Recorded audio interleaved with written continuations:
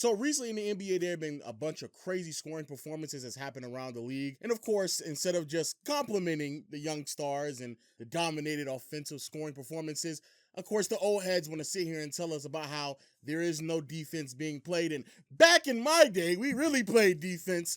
Yada, yada, yada, yada, yada. A bunch of yapping. But we do get some nuances and some clarity, and you'll see that in this video. At this point, it's starting to become very disturbing because it's no effort defensively, right? It's almost to the point where it's like, guys are saying, take the ball out, hurry up, take the ball out. If they make it, let's hurry up and get it out and go. Outlet.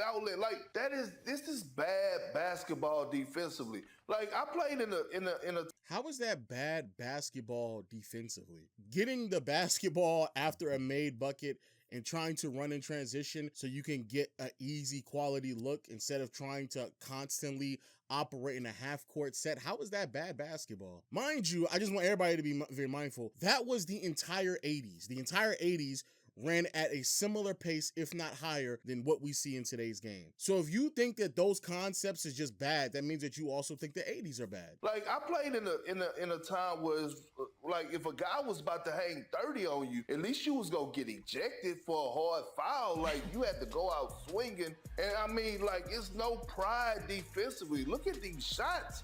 I mean, wide open, no resistance whatsoever. Being able to get to the free throw line. Like, if a guy has 30 on the team at half, how about just saying, you know what, we're going to double him every time he catch the ball. He wouldn't. The reason why, and this is the part that's just really bothersome.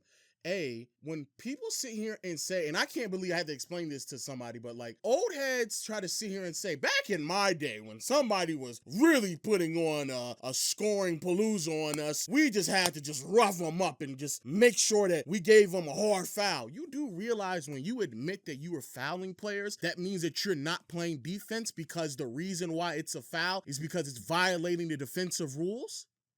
You do realize that, right? Fouling isn't defense. That's why the opposing team, when you foul them, is awarded with free throws. That's not defense. When Perkins is sitting here saying that back in my day, we used to just sit here and send doubles, yeah, the reason why they would do that is because players like you were on the floor. If KD's going crazy, I'm going to leave you to go double him. Ironically enough, Kevin Durant actually said that exact same thing, I believe, in a tweet one time. Like, he was basically saying, like, yeah, the reason why I couldn't get off is because you were on the floor and they would just leave you to come double me. Yeah, you're right, Perk. Back in the day, when they were offensively inept players like yourself, yeah, they would just leave you to go double the best player. But nowadays, you don't really exist in today's league. Almost everyone has some type of offensive repertoire, so you can't just go double the best player on the team because you're more than likely giving up an open three or an easy layup. That's why. Not go for 50 tonight. But it's becoming a common thing right now, and to be honest, it's not good for the game. You gotta have guys step up defensively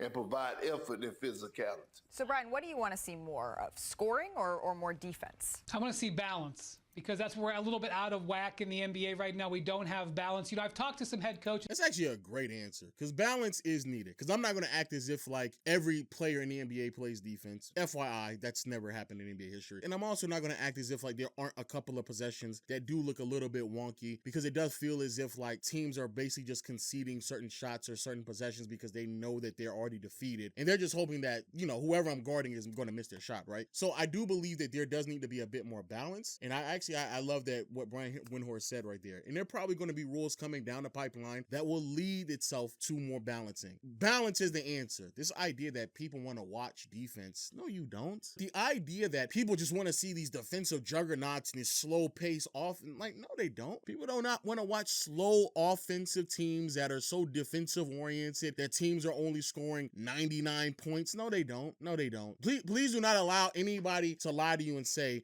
that they do. I also want to be clear, I cannot stress this enough. When people bring up the rule changes, that is irrefutably true. I saw this clip of JJ Redick where he was going on and on and on about like, oh, they changed all these rules to favor defense.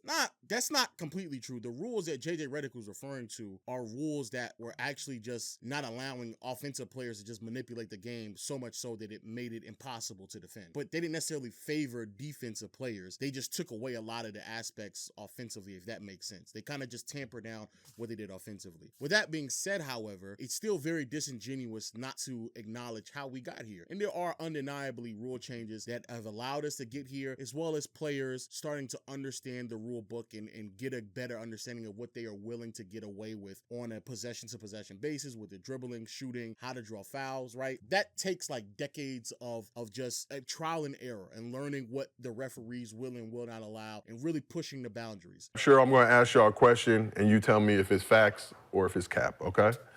The NBA needs to bring back old school defensive rules. Facts or cap? Facts. Okay. And why is that? But you should. I ain't playing the NBA. I'm just going off of what I watch. You are a knowledgeable basketball expert, and you see the game. Yeah, I don't know about to me, when you say rule, I'm just talking. What I remember from back in the day when defense was like real.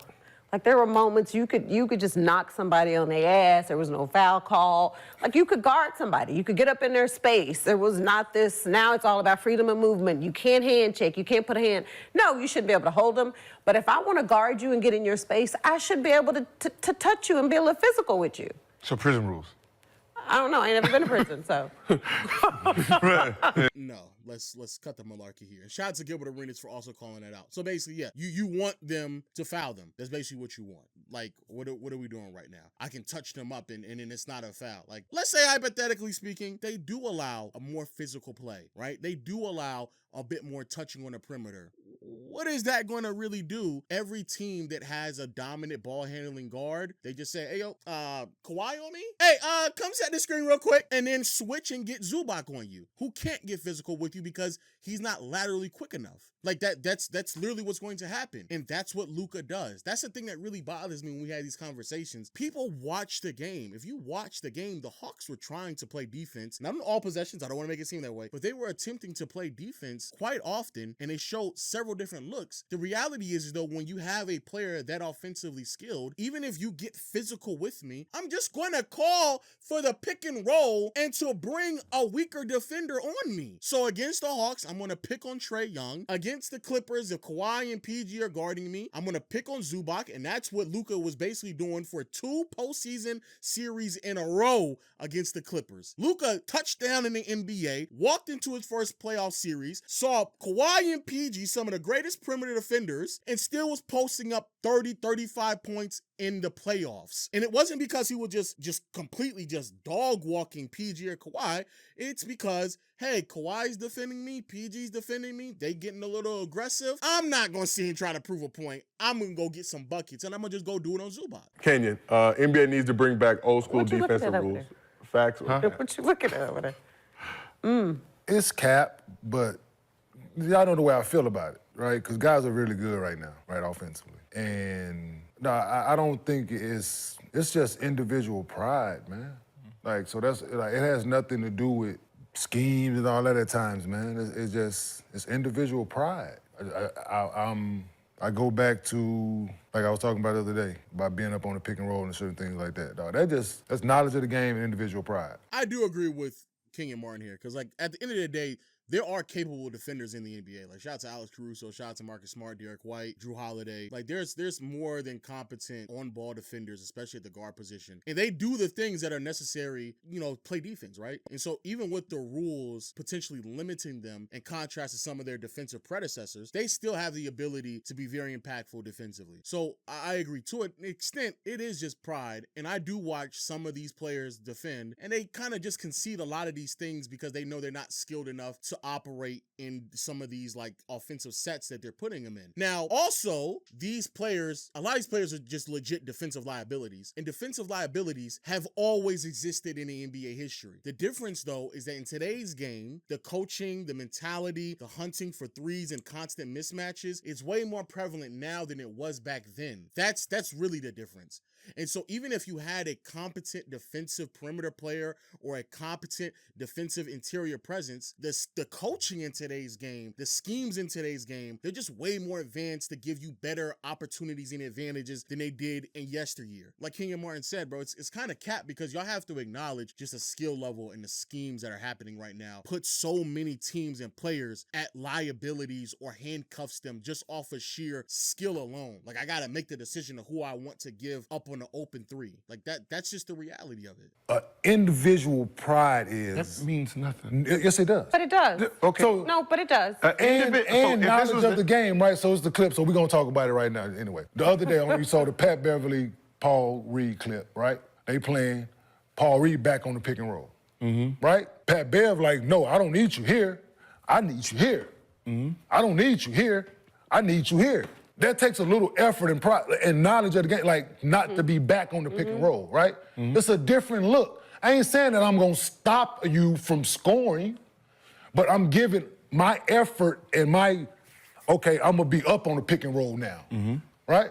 Instead of giving you the only other thing that also bothers me is like this idea that because these players are allowing like 50, 60, 70 point performances that they're not giving effort. So then like what was the whole concept of like when Kobe dropped 81 and Jalen Rose, who was on the opposing team, openly admitted that Sam Mitchell, who was the coach of the Toronto Raptors, wasn't willing to call any other type of defensive sets, that they were just allowing Kobe to play one-on-one basketball. And like, it's basically impossible to just allow Kobe to do that. Or what about the fact that when David Robinson dropped 71 in the last game of the season, on an opposing team, Dominique Wilkins has been on record stating that, we basically just allowed him to do that. All the starters were taken out of the game after like 20 minutes of play, and they just kept feeding the ball to David Robinson and never really doubled him. He just went to task on the second unit, and we just allowed him to just score that. Like the concept of like defensive pride, again, I'm not saying that what he's saying is wrong, but it's like we can say that about anybody. Like if you just go back and you watch some of the better players put up some of the greater scoring performances, dropping 50, 60,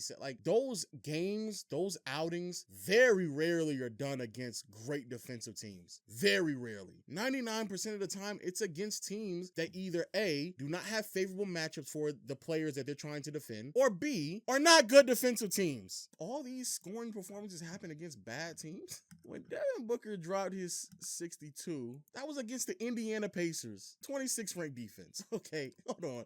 I just gotta be clear with this because I could have sworn like all these like great scoring performances were happening against like really bad defensive teams. Joel Embiid dropped 70 against the Spurs. The Spurs are 25th in defense. He was just manhandling rookies out there, and Zach Collins. When Giannis dropped 60, he did that against the Pacers. The Pacers are again one of the worst defensive teams in the NBA. And then Towns dropped his 60-point performance against the Charlotte Hornet, literally the worst defense in the NBA. So like, yes, there should be more attention to details, but like, my nigga, like no one is putting up like 70 points against the Minnesota Timberwolves. Like that's not going to happen. Like most of the times, crazy scoring performances again are going against either bad defensive units or teams that have identifiable like defensive lapses or defensive liabilities on the floor that we can consistently pick apart all the time. Like that's what happened. Atlanta is what? The 28th ranked defense. Like nigga, these are like the worst defenses in the NBA. Like niggas is not doing it against the Boston Celtics. They're not doing that against the Milwaukee Bucks. They're not doing that against the Minnesota Timberwolves. They're not doing that against OKC.